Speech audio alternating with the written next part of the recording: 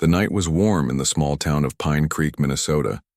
6-year-old Heather Walsh played in her backyard, chasing fireflies as they blinked on and off in the growing darkness.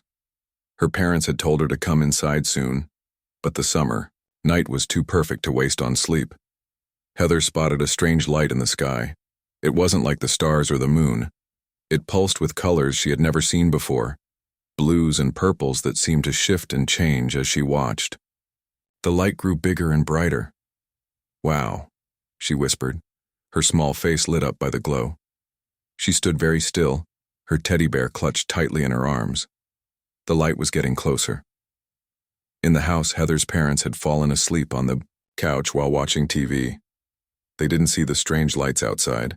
They didn't hear the soft humming sound that filled the air, a sound that seemed to make the grass bend and the trees sway.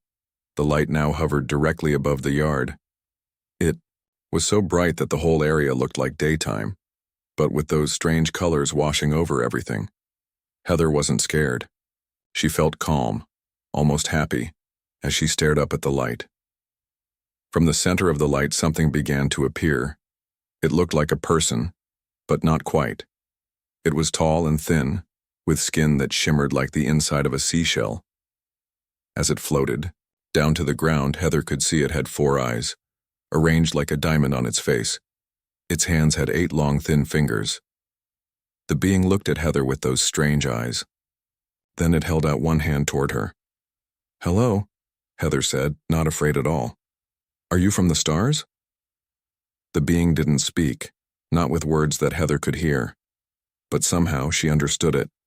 It was asking her to come closer. It was interested in her. It found her special. Heather stepped forward, curious. The being's 8-fingered hand gently touched her head. Suddenly, Heather felt strange. Her head tingled. Images flashed in her mind. Crystal towers reaching into an orange sky. Strange. Ships that looked like giant snowflakes, beings like the one before her, walking through halls made of light. "What are you showing me?" Heather asked, her voice sounding far away even to herself.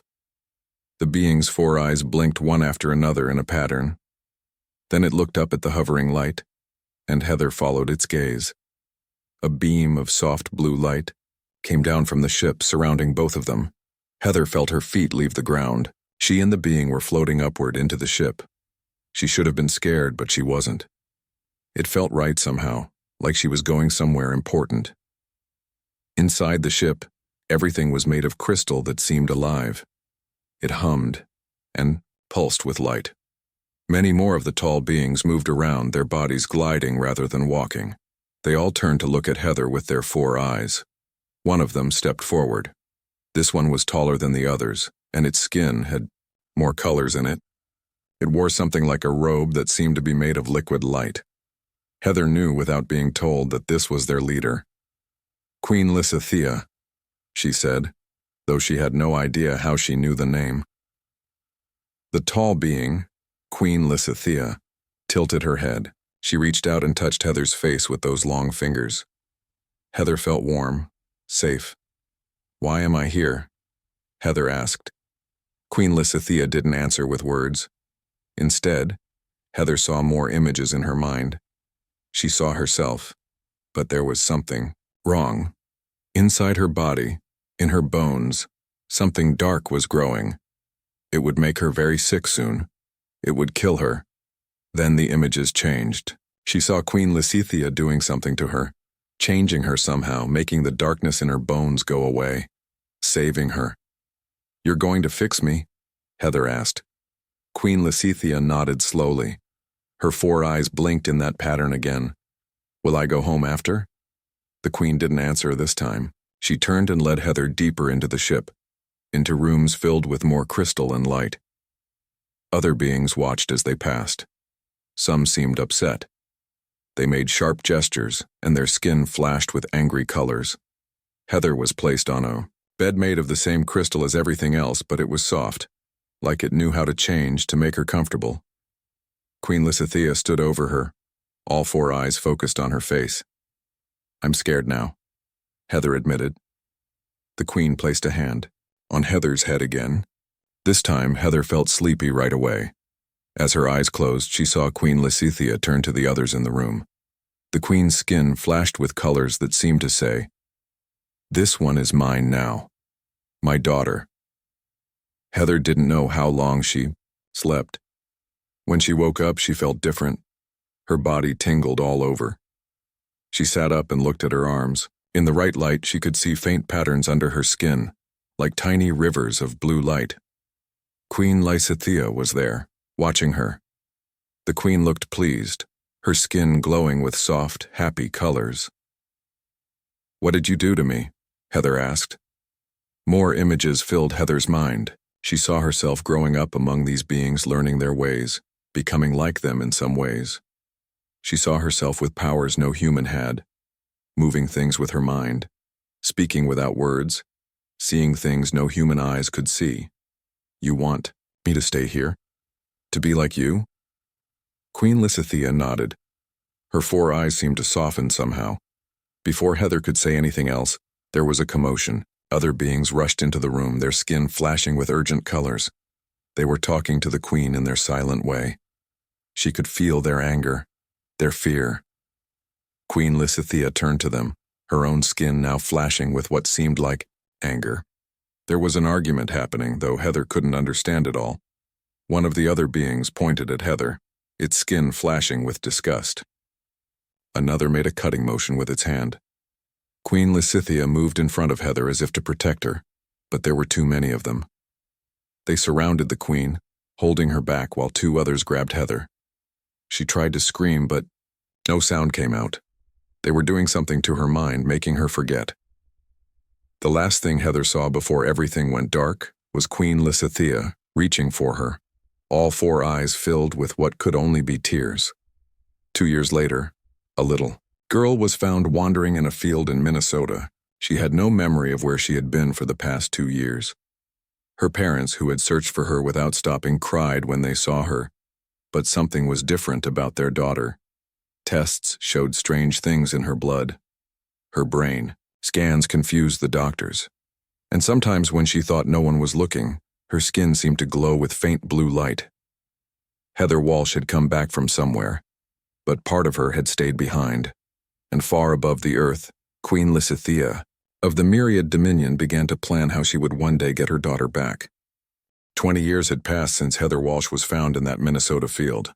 She was now 26 years old and a lieutenant in the Earth Defense Force. She stood on the bridge of her ship, the EDF Raven, looking out at the stars. "Captain Walsh, we're approaching the edge of the solar system," said Karen, her second in command. Heather nodded. Her short brown hair was pulled back in a tight bun, and her blue eyes were focused on the large screen in front of her. The screen showed a strange object floating in space. It was huge, at least 3 miles across, and shaped like a giant snowflake made of crystal. "Any signals from it?" Heather asked. "Nothing we can understand," Karen replied.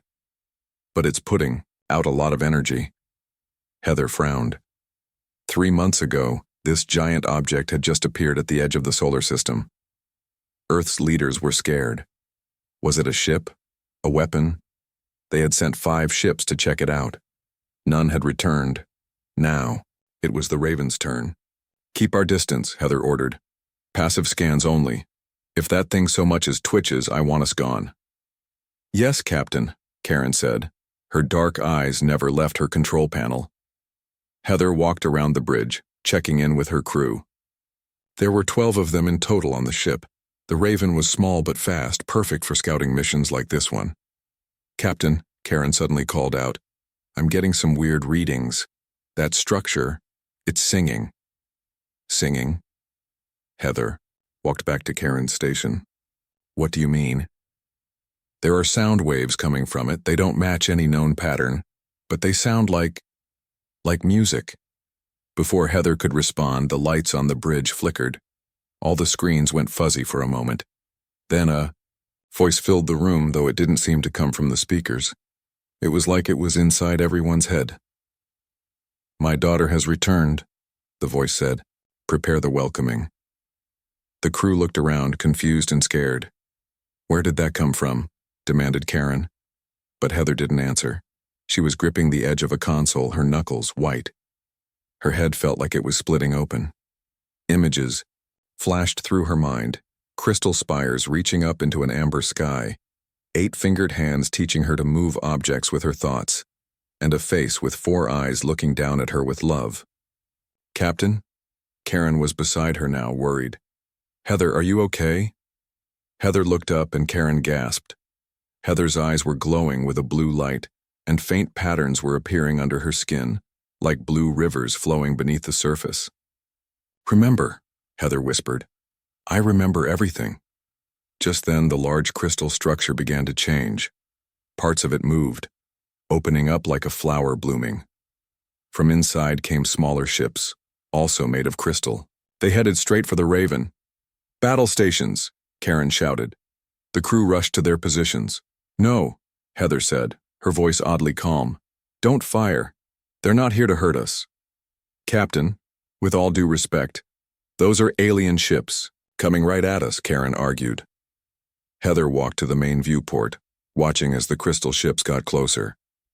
"I know them," she said softly. "I know what they are." The ships surrounded the Raven but didn't attack. On their crystal hulls, symbols glowed and pulsed. Heather looked at these symbols and understood them perfectly, though she had never studied them. "What are they saying?" Karen asked, seeing Heather's expression. "The daughter returns. The war ends," Heather translated. Then she turned to her crew. "I need to tell you something I just remembered." The crew gathered around as Heather explained. 20 years ago, she had been taken by aliens. The Myriad, she called them. Their queen had saved her from a disease that would have killed her. She had been changed, enhanced, made partly like them. But others among the Myriad hadn't liked this. They had taken her from the queen and returned her to Earth, wiping her memory in the process. That's crazy," one of the crew members said. "Is it?" Heather held up her arm. The blue patterns under her skin were clearer now, glowing softly.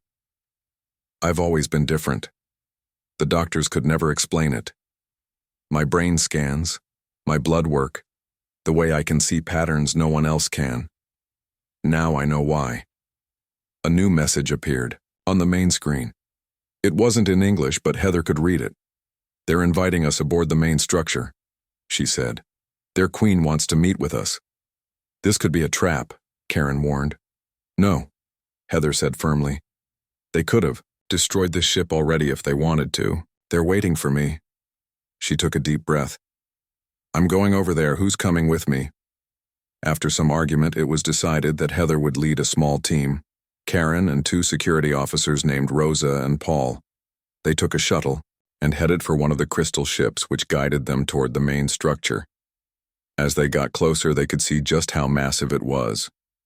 The crystal seemed to glow from within, with colors that shifted and changed. It was both beautiful and alien. Their shuttle was guided into an opening that appeared in the side of the structure. They landed in a large space that looked like a hangar, but everything was made of the same living crystal. "Stay alert," Karen whispered as they exited the shuttle. The security officers had their weapons ready. Heather stepped forward, looking around. The hangar was huge, with several other crystal ships docked inside. And waiting for them were 5 tall, slender figures. The Myriad were just as Heather remembered from her flashes of memory. They stood about 9 feet tall with skin that shimmered like the inside of seashells. Each had 4 eyes arranged in a diamond pattern. Their hands had 8 long fingers. They wore simple garments that seemed to be made of flowing light. One of the Myriad stepped forward and made a gesture of greeting. It didn't speak out loud, but Heather heard its voice in her mind. "Lieutenant Heather Walsh," it said. "The Queen has waited a long time for this moment. Please follow us." Karen and the security officers looked at Heather nervously. "It's okay," Heather assured them. "They're not going to hurt us. They need us." "Need us? Why?" Karen asked. "I don't know yet," Heather admitted. "But I intend to find out." They followed the Myriad through corridors made of crystal that seemed alive. It hummed softly and changed colors as they passed. Other Myriad stopped to watch them, their 4 eyes blinking in patterns that Heather somehow knew showed surprise and curiosity. Finally, they reached a massive door that opened as they approached. Beyond was a huge room, like a cathedral made of light and crystal. And at the center stood a figure taller than the other myriad, draped in what looked like liquid starlight. Queen Lysithea. As Heather stepped into the room, the queen turned to face her. All four of her eyes widened. "You have returned," the queen said, her voice bypassing Heather's ears and speaking directly to her mind. "My daughter has come home." And suddenly, Heather knew why she had always felt like she didn't quite belong on Earth. Part of her had always been here with the stars, with the myriad, with her other mother.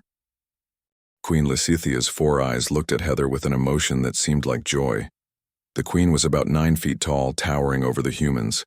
Her skin shimmered with colors that shifted like an ocean at sunset.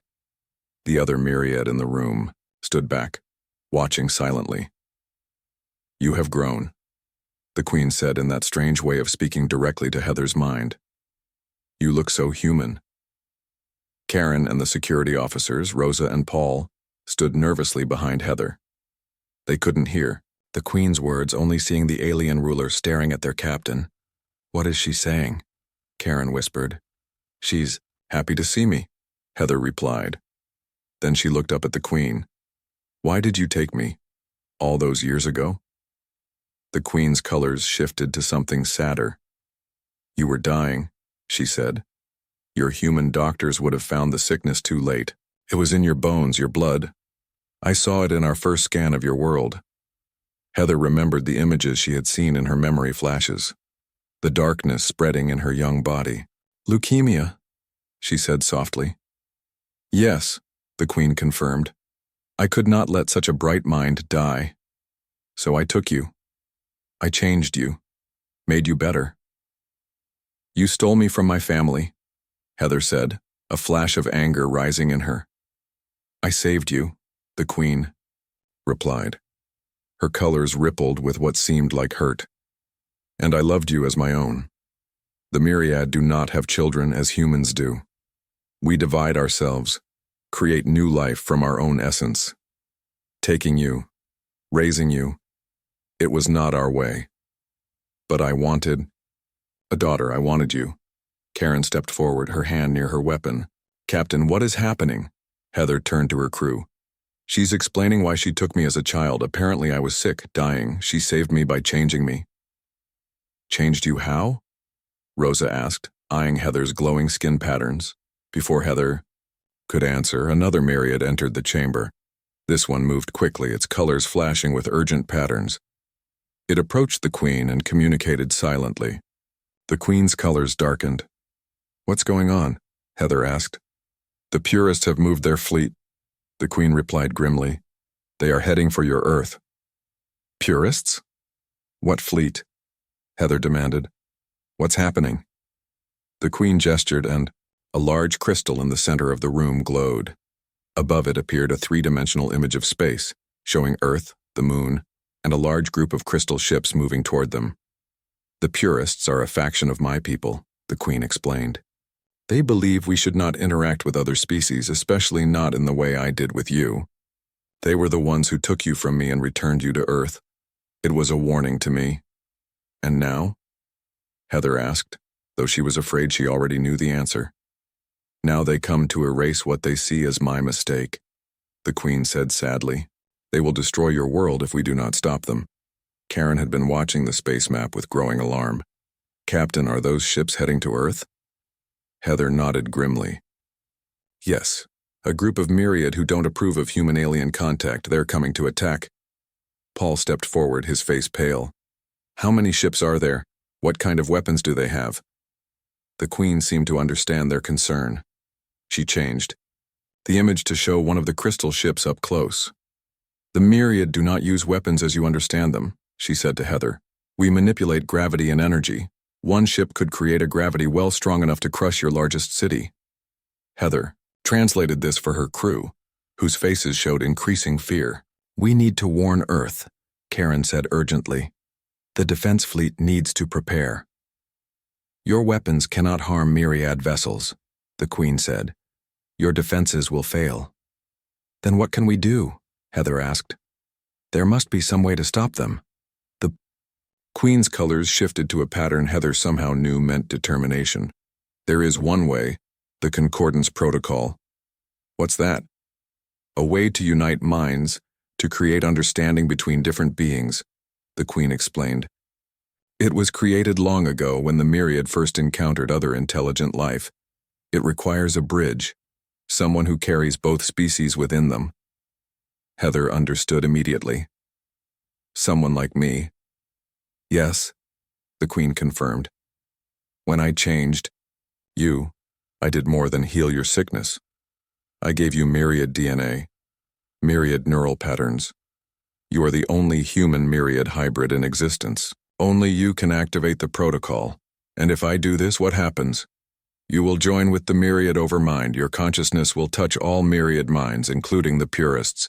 They will understand humans through you. They will feel your humanity. Will it hurt? Heather asked. The Queen's colors softened. It will change you. Parts of you will become more myriad than human, but your core self will remain. Karen had been watching this exchange, seeing only Heather speaking to the alien Queen. Captain, what's happening? Heather turned to her friend. There's a way I can stop the attack, but I'll have to do something difficult. What exactly would you have to do? Karen asked suspiciously. Connect my mind to theirs, Heather explained. Become a bridge between our species. That sounds dangerous, Paul said. We should report back to Earth Command first. There's no time, Heather said, looking at the map again. The Purist fleet was moving fast. Earth's weapons can't stop. Those ships. Millions will die if we don't do something now. But why you? Rosa asked. Why not the Queen or another myriad? Because I'm both, Heather said. For the first time, she let the blue patterns under her skin glow fully. They spread across her face, her hands pulsing with light. Her eyes shimmered with an iridescent blue. I'm human, but I'm also part myriad. I have been since I was 6 years old. Her crew stepped back, shocked by her transformation. Captain, Karen whispered. It's still me, Heather assured them. I'm still Heather Walsh. I just have some extras. The Queen moved closer. The Purist fleet will reach your planet in 6 of your hours. We must prepare you for the Concordance Protocol now if you are willing.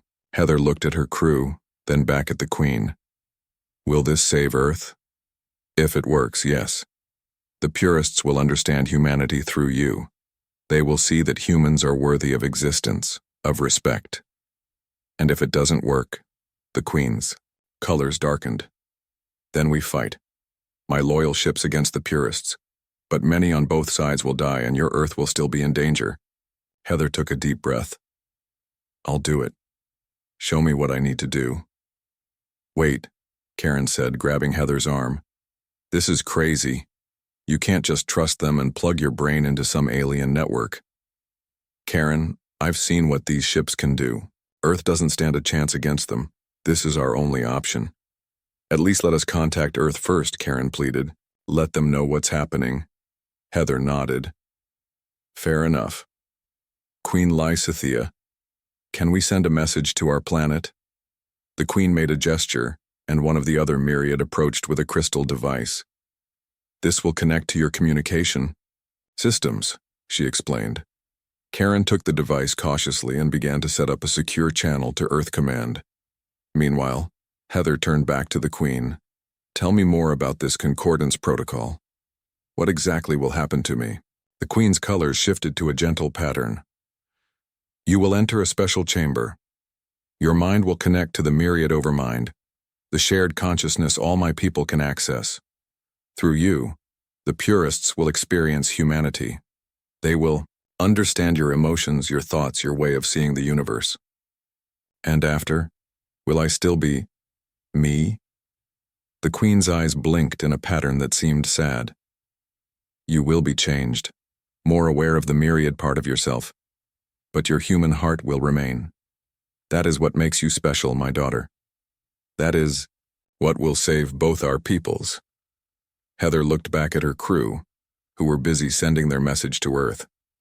Then she looked at the map again. where the purest fleet continued its approach toward her home planet. She thought of her parents in Minnesota, of the billions of people going about their lives unaware of the danger heading their way. "All right," she said finally. "Let's do this. Show me this concordance chamber." The Queen's colors brightened. She reached out one 8-fingered hand toward Heather. "Come, my daughter. It is time to fulfill the purpose I gave you all those years ago." As Heather took the Queen's hand, she realized that in a strange way she was coming home. Part of her had always belonged among the stars, with these beings of crystal and light. Now she would use that connection to save her human home as well. She just hoped she would still be herself when it was all over. Queen Lysithea led Heather through the crystal halls of the massive ship. Karen, Rosa, and Paul followed close behind, their faces showing a mix of fear and wonder. Other myriad stopped to watch as they passed, their 4 eyes blinking in patterns that showed their surprise at seeing a human who glowed with myriad patterns. "How much farther to this concordance chamber?" Heather asked. "Not far," the Queen replied in her mind-to-mind way. "It lies at the heart of this vessel." They entered, a large elevator made of the same living crystal as everything else. It began to move downward without any visible controls. Through the transparent walls, Heather could see the inner workings of the huge ship. Vast chambers filled with crystal technology, myriad moving about their duties, energy flowing through pathways like rivers of light. "It's beautiful," she whispered. The Queen's colors shifted to show pleasure. "This vessel is our oldest. It has lived for 10,000 of your years." "Lived?" Karen asked, hearing Heather's side of the conversation. "The ship is alive?" "Yes," Heather explained. "The myriad don't build their ships. They grow them from living crystal. Everything here is alive in some way." The elevator stopped, and they stepped out into a wide corridor that sloped gently downward. At the end was a massive door covered in glowing symbols. "The Chamber of Concordance," the Queen announced. "No human has ever entered this space." The door opened silently as they approached. Inside was a vast, round room with a domed ceiling that seemed to show the stars, though they were deep inside the ship. In the center was a raised platform with a crystal structure that looked something like a throne or a bed. Around the edges of the room stood about 20 myriad, all watching silently as the group entered. Their colors flashed in patterns that Heather somehow knew showed a mix of curiosity, concern, and in some cases disapproval. "My council," the Queen explained. "They will witness the concordance." One of the council members stepped forward. This myriad was almost as tall as the Queen, but its colors were darker, more subdued. "Queen Lysithea," it communicated, its thoughts flowing to all present. "We must register our concern once more. The human is not fully prepared for concordance. The process was meant to take years of training." "We don't have years, Varian," the Queen replied firmly. "The purest fleet approaches Earth now." "A problem of your making," Varian said, colors flashing with what seemed like anger. "If you had not taken the human child, if you had not created this hybrid, there would be no crisis." The Queen's colors darkened. "Would you rather I had let her die? A bright mind snuffed out before it could grow? One human life against the risk to our entire civilization?" Varian gestured around the room. "Many here think you were wrong." "Excuse me?" Heather interrupted. "I'm standing right here. And while I appreciate the concern, Earth is my home. If there's any chance I can stop it from being attacked, I'm taking it." Varian's 4 eyes focused on her. "Brave words, hybrid. But do you understand what concordance will do to you? Your mind will touch thousands of myriad minds at once. The pressure has broken trained adepts before. I'll take that chance," Heather said firmly. Karen stepped forward. "Captain, I don't like this. These aliens are arguing about whether this will kill you or not." "I heard," Heather replied. "But what choice do we have? If those ships reach Earth?" "Earth Command is scrambling the defense fleet," Karen said. "Maybe they can—" "They can't," Heather cut her off. "You've seen what the myriad ships can do. Earth's weapons won't even scratch them." The Queen moved to the center of the room, to the crystal structure. "The chamber is ready," she announced. "Heather Walsh, are you prepared to begin?" Heather took a deep breath and turned to her crew. If this doesn't work, get back to the Raven. Try to warn Earth again about what's coming. We're not leaving. You, Karen said stubbornly. That's an order, Lieutenant, Heather said, her voice firm. Then her expression softened. But thank you. She turned back to the Queen and nodded. I'm ready. Queen Lysithea gestured for Heather to lie on the crystal bed. As soon as she did, the crystal seemed to mold itself to her body, cradling her, comfortably. Above her, the dome of stars seemed to spin slowly. What happens now? Heather asked. Now, I help prepare your mind, the Queen said, placing her 8-fingered hands on either side of Heather's head. Relax. Open your thoughts to me. Heather closed her eyes. She felt a gentle pressure in her mind like water flowing in. Memories rose to the surface, her childhood in Minnesota after being returned to Earth, her time in the EDF Academy, her first command of the Raven. But deeper than those were older memories, ones she had forgotten until today. The Queen teaching her to move objects with her mind, learning the silent language of the myriad, seeing the beauty of distant stars. From the viewports of this very ship, yes, the Queen said in her mind. These connections were always there, just buried. Now they will serve as the bridge. The crystal beneath Heather began to glow brighter. She felt a strange sensation, as if her consciousness was expanding beyond her body. The blue patterns under her skin pulsed in rhythm with the crystal. The concordance is beginning, the Queen announced to the room. Stand ready. Heather felt a sudden rush of presence in her mind. Dozens, then hundreds, then thousands of alien thoughts touching hers. It was overwhelming, like standing in the middle of a crowded stadium with everyone shouting at once.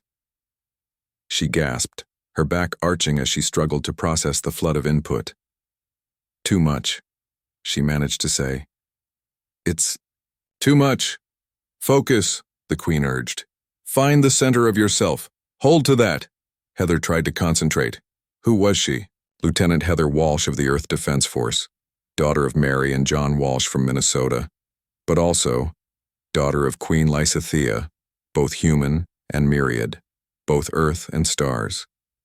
As she held to these truths, the chaotic flood of thoughts began to organize itself.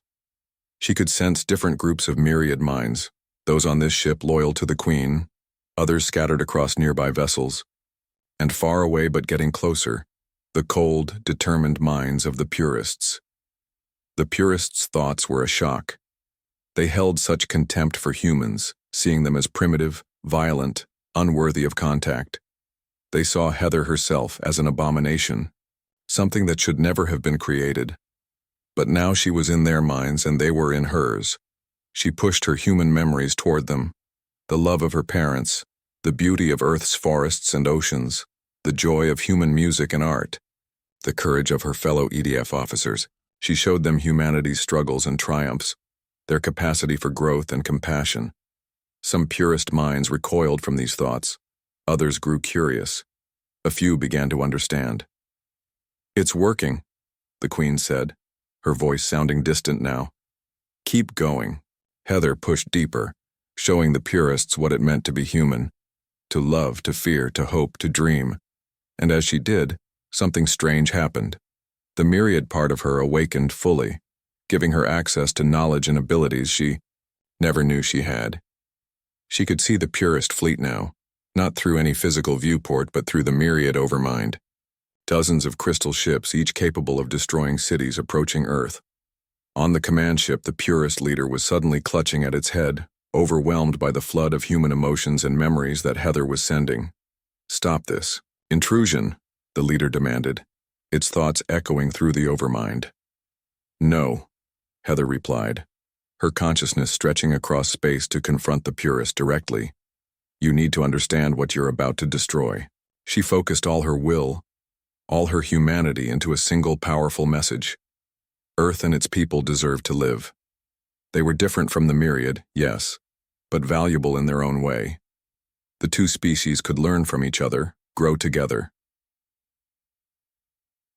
Daug, purist leader's mind fought against hers, trying to push her out, but Heather was stronger than either of them had expected. The Queen's modifications, combined with 20 years of human determination, made her a force that couldn't be easily dismissed. "You cannot stop us, hybrid," the purest leader snarled in her mind. "Your Earth will be cleansed, and the natural order restored." "I don't think so," Heather replied.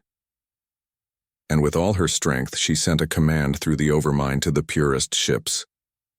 "Stop." To her surprise, the ships actually slowed.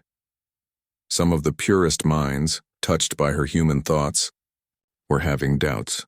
Others were simply shocked that a hybrid could have such power in the Overmind. The purest leader rallied its forces. "Ignore the hybrid. Continue the approach."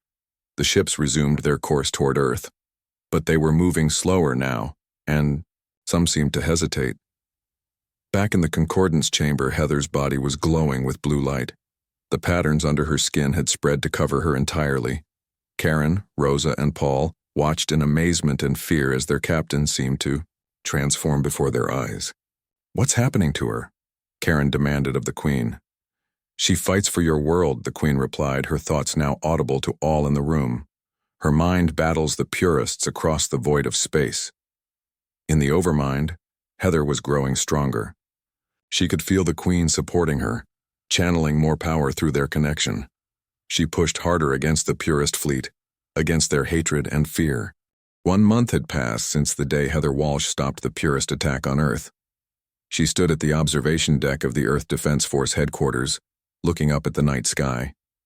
Among the stars, visible only as a faint sparkle to most, Humans was the massive myriad vessel that had become Earth's first alien embassy. "Still getting used to the view?" Karen asked, joining her at the window. Heather smiled. The blue patterns under her skin glowed softly in the dim light. Since the concordance, she couldn't hide them anymore. They were a permanent reminder of what she had become. "I can feel them all up there," Heather said. "Hundreds of myriad minds curious about Earth." Karen shook her head in wonder. "I still can't believe how quickly everything changed. A month ago we were terrified of alien invasion. Now there are myriad visitors in every major city."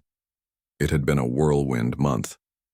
After stopping the purist attack, Heather had returned to Earth with Queen Lysithea as her guest. The world leaders had been shocked to learn that aliens had been watching Earth for decades, and even more shocked to discover that one of their own military officers was part alien herself. There had been fear and suspicion at first. Some people wanted the myriad to leave. Others wanted to study their advanced technology to learn their secrets.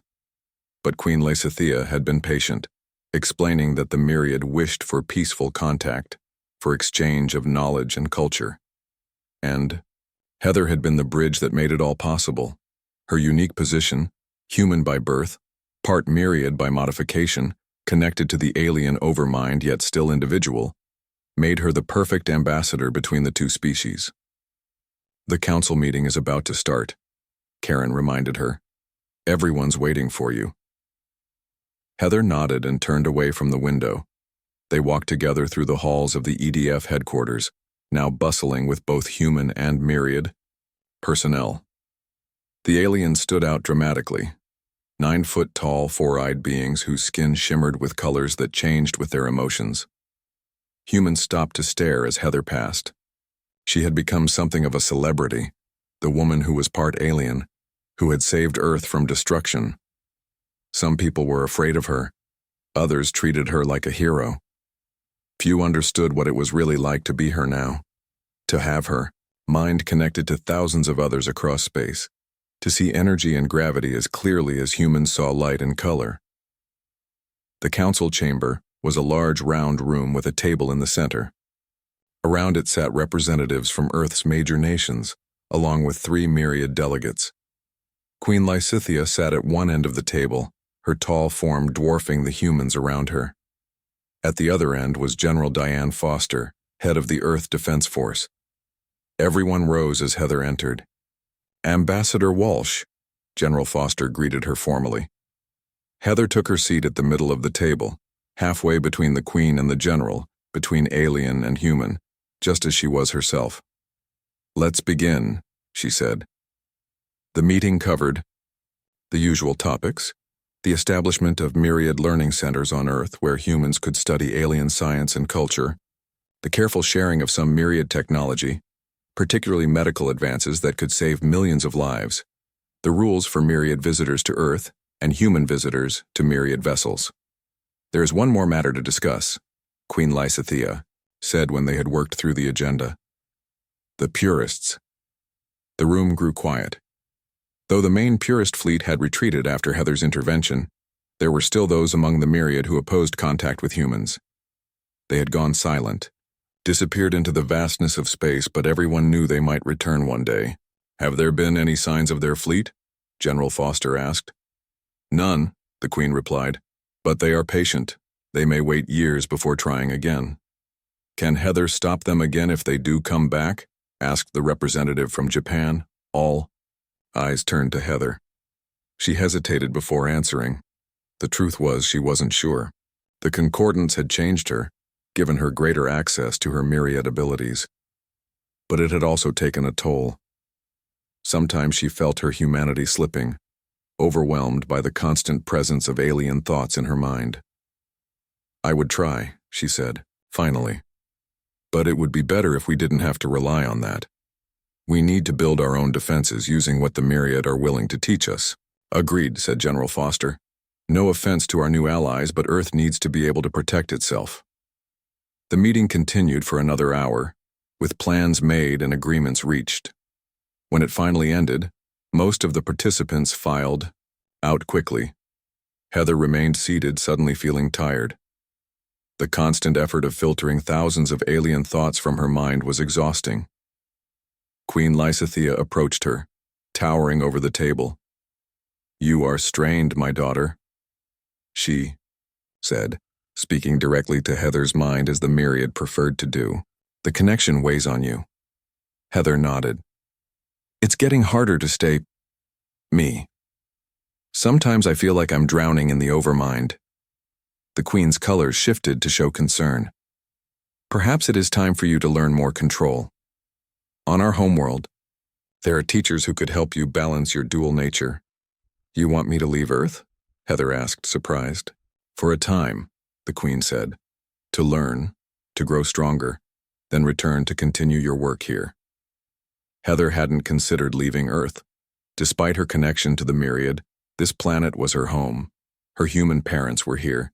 They had finally been told the truth about her abduction and return all those years ago. Her friends, her life, everything she knew was here. But she couldn't deny the Queen's logic. If she was going to continue being the bridge between humans and myriad, she needed better control of her abilities. I'll think about it, she promised. Later, that evening, Heather sat in her apartment looking at old family photos, her parents smiling at her graduation from the EDF Academy, her childhood dog, the house in Minnesota where she had grown up after being returned to Earth. There was a knock at her door. She reached out with her mind, sensing who was there before opening it. Karen, she said as she let her friend in. What brings you here so late? Karen held up a bottle of wine. Thought you might need this after that meeting. They sat together on Heather's small balcony, looking up at the night sky. The wine was good, though Heather found that alcohol affected her differently now, with her partly alien physiology. You're thinking of going with them, aren't you? Karen asked after a while. To their homeworld, Heather sighed. Am I that obvious? To someone who knows you? Yes. Karen refilled their glasses. When would you leave? The Queen says a ship is departing next week. It would take about 3 months to reach their home system. That's a long trip. Myriad ships can fold space for long jumps, but not with humans aboard. Our bodies can't handle it, so they have to travel slower when carrying human passengers.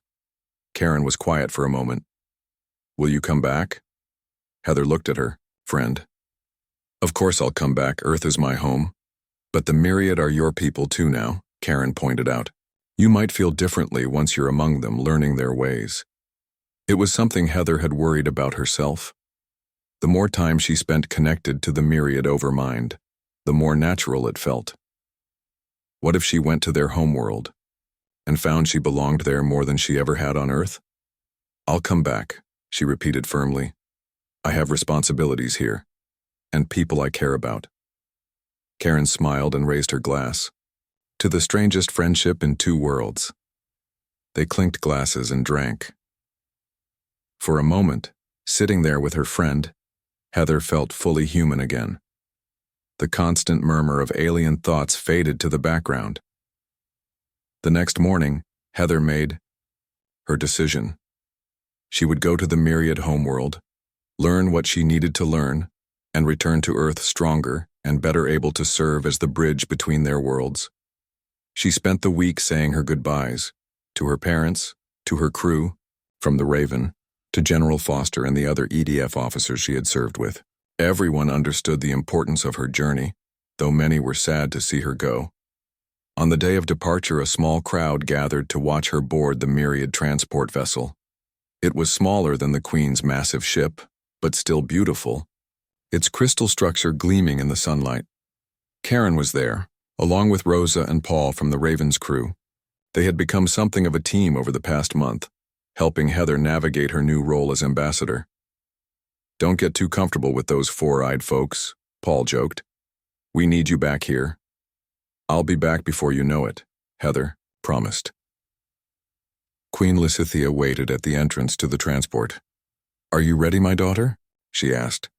Heather took one last look at Earth, the blue sky, the green trees, the faces of her friends. Then she nodded. I'm ready. As she walked up the ramp into the ship, she felt a strange sense of déjà vu. In a way, this journey was a mirror of the one she had taken as a child when the Queen had first taken her from Earth. But this time, she was going willingly, with full knowledge of who and what she was. The ship's interior was familiar, living crystal that hummed with energy, spaces that seemed too large for the vessel's exterior dimensions. Other myriad moved about, preparing for departure. Queen Lysithea led Heather to a viewing chamber where they could watch as Earth fell away beneath them. The ship rose silently, its gravity manipulation technology making the ascent smooth and gentle.